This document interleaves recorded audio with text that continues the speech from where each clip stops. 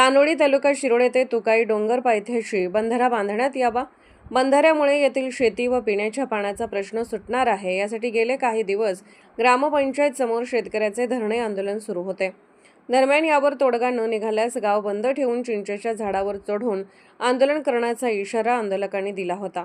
या पार्श्वभूमीवर ग्रामपंचायत येथे सकाळी लोकप्रतिनिधी व प्रशासकीय अधिकारी यांची प्राथमिक चर्चा झाली। मात्र चर्चा फिसकटल्याने आंदोलकांनी आक्रमक होत थेट अंबाबाई मंदिराच्या चिंचेच्या झाडावर चढले।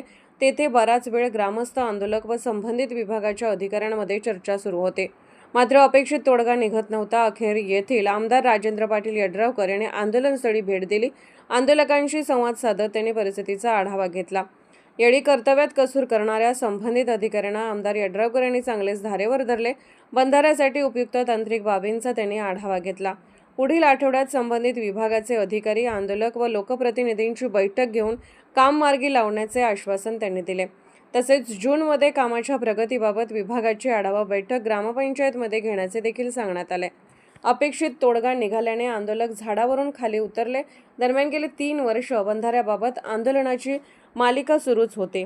आंदोलनस्थळी मोठा पोलीस बंदोबस्त तैनात होता। यावेळी प्रभारी तहसीलदार क्रांती पाटील, पोलीस उपअधीक्षक अमोल ठाकूर, उपविभागीय जलसंधारण अधिकारी योगेश पोळ, जयसिंगपूरचे पोलीस निरीक्षक संतोष गोरे, वनपाल अरुण खामकर, मंडल अधिकारी राहुल कोळी, शाखा अभियंता स्वप्नील शिरोळकर, तलाठी महेश नागरगोजे, ग्रामसेवक के.आर. बागोल, पोलीस पाटील प्रशांत नेचकर आदींसह आंदोलन अंकुशचे धनाजी चुडमुंगे, रावसाहेब भिलवडे, रामचंद्र शिंदे, बापूसो दळवी, सतीश मलमे, सरपंच सौ सुनीता वाळकुंजे, उपसरपंच श्रीमती मंगल दळवी, सुनील शिंदे, विपुल भिलवडे, गबरू गावडे, श्रावण गावडे, अमित दळवी, रुपेश भोसले, धन्यकुमार पेटू पाराज, गणेश साळोके, संदीप कांबळे, सुनील होगले, माणिक जगदाळे आदींसह ग्रामस्थ व आंदोलक मोठ्या संख्येने उपस्थित होते।